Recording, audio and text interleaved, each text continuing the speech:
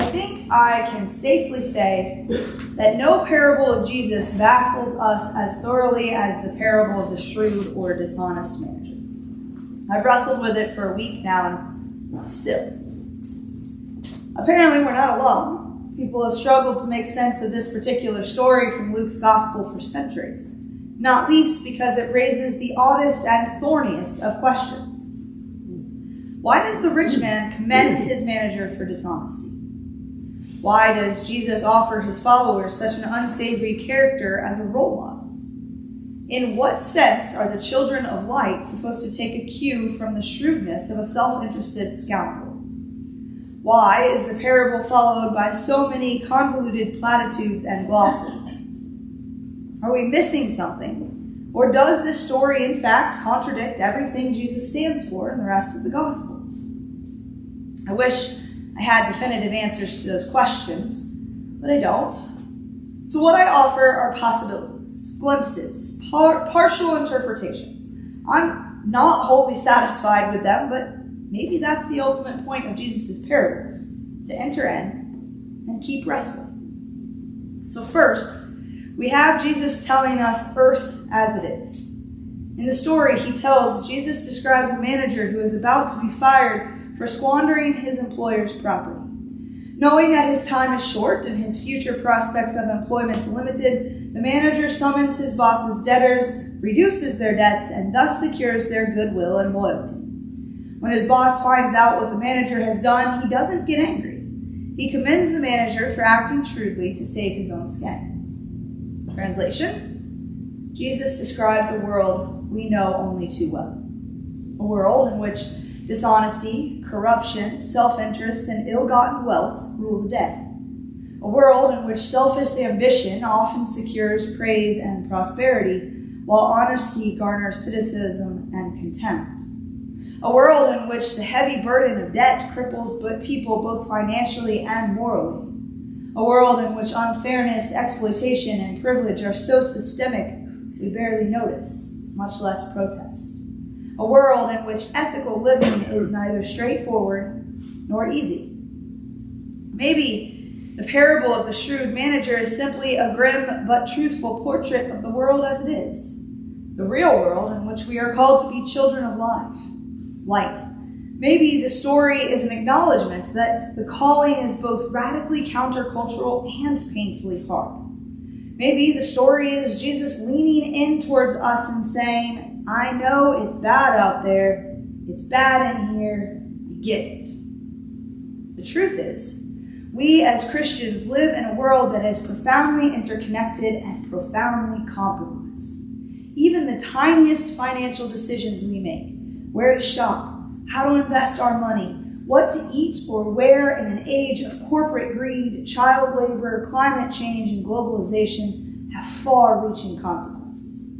Jesus' parable reminds us to hold this complicated reality close to our hearts and our consciences all the time. To not do so is to succumb to the darkness.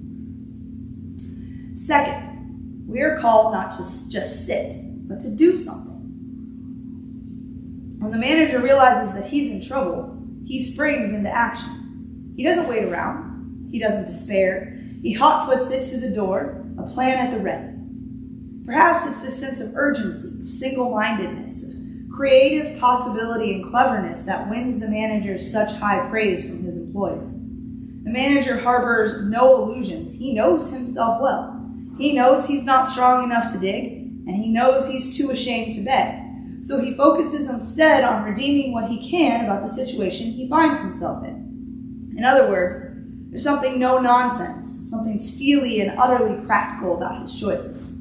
Jesus puts it this way: the children of this age are more shrewd in dealing with their own generation than are the children of light.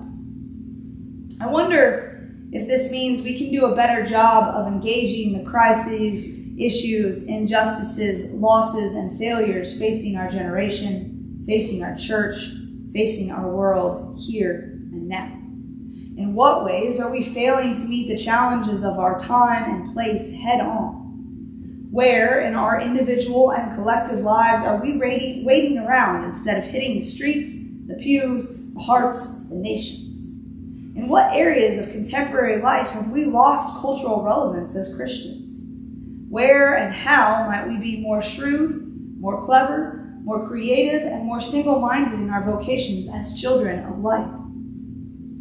If the manager in Jesus' story can hustle so hard for his own survival, how much more might we contend on behalf of a world God loves? Third, what if we're being called by this parable to forgive? Now, this one might be a stretch, but what if the parable of the dishonest manager is a parable about forgiveness? Radical, full-on, over-the-top forgiveness. The story begins with the rich man accusing the manager of squandering his property. What if what the boss considers squandering is actually generous living? What if the manager's mismanagement is actually the fruit of his compassion? How would the story read differently if we assumed that the manager spent years risking his job and his employer's displeasure to ease the financial struggles of the workers he managed? True, his methods as described in the parable are dishonest. Jesus makes that abundantly clear. What if, even in his imperfection, the manager embodies grace and forgiveness? This would be of a piece with his last and drastic move in the story. Even on his way out, he lessens the debts of those who can't pay off what they owe. He does so at the risk of further angering the boss he's already offended. One of the many interpretive glosses that ends the gospel reading this week is a famous line from Jesus. You cannot serve God and wealth. If we choose to read the parable as a story of forgiveness, that even the rich boss's narrative arc ends in grace, when he's faced with the reckless generosity of his manager, he chooses to commend that generosity, even though the manager has lost him money. If the rich man loved and served his wealth over everything else, he wouldn't find it in his heart to extend forgiveness and approval to his manager. I don't think it's possible to draw neat correlations in this parable. The rich man is not straightforwardly God, and the manager is not straightforwardly us. But perhaps the story offers us glimpses of the divine. Where there is forgiveness, there is God. Where there is unburdening, where there is liberation, where there is crazy, radical generosity, there is God. And where God is, well, that's where we should seek to be as well. So as I said at the start, these are just possibilities.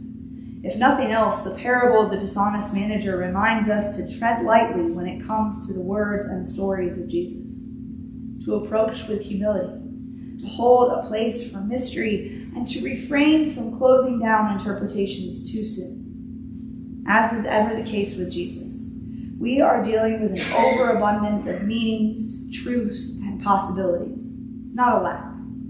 But the calling still is to live as children of light in a world that sorely needs solace, grace, forgiveness, and freedom. I pray that we will enter into that calling with our whole hearts and minds, creatively, urgently, shrewdly, while we still can. Amen.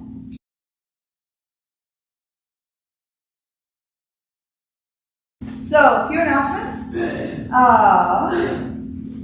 What day is it? Oh, it's the 21st. So we had our Laundry of Love on the 16th. I didn't count, I counted, I just didn't total it up for this morning on how many people we helped or how many loads we did. But we did about what we have been doing. But as per usual, we had somebody who had come in to do their laundry, and it was the last $20 that they had during the week, and they were trying to determine which clothes were more important to wash and which weren't. And so we went ahead and paid for all of it. And so stories like that I think is important that we continue to do it. So the word is getting out there. You know that. We've heard Father Charlie has heard it other places, and I know everybody's hearing it. So I think it's a good ministry. We can keep it up. So the next one will be in October. We've not set that date. If you're willing to help with that, so just show up to the laundromat and talk and provide the coins and dishwasher, laundry detergent. Please let us know so we can get that on the calendar. We had a church work day yesterday. I feel like it went well. It looks like it went well. Do you have a report or? Yes. Go for it. Okay, I can definitely have a report because we did a lot. It was a great work day. We had nice weather. It was warm, but we got so much stuff done. And again, people came, they picked things off the list. And we were here almost 4 hours, and I think people were working pretty much steadily the whole time. So just to give you an idea, if you take a walk around the inside, the outside, all the shrubs were trimmed. Leaves were pulled by the bell tower. Earlier in the week, we power washed the awnings and some of the limestone back here in the courtyard. The sign out front, the letters had fallen off. You were like Kelly or something, Kelly Hutto-Ford. Nice. So we got all the letters placed and straightened out on the inside. The entry was kind of yucky and it came right off, so we cleaned the entry walls.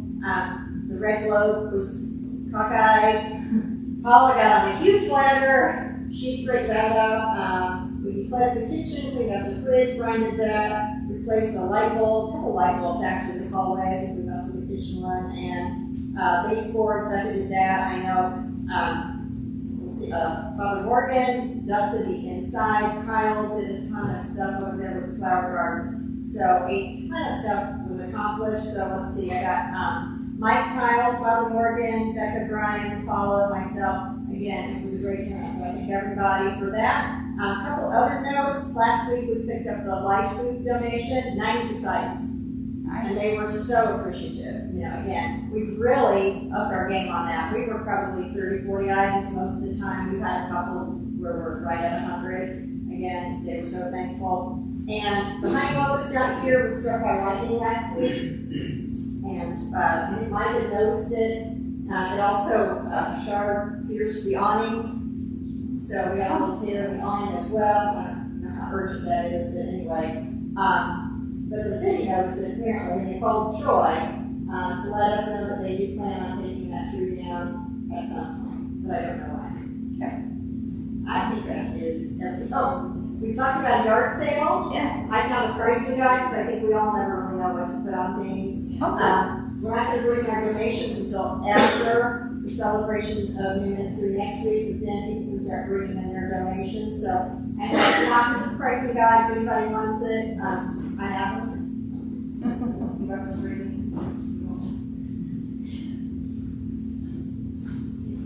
Yes. Oh, she wants one. Okay.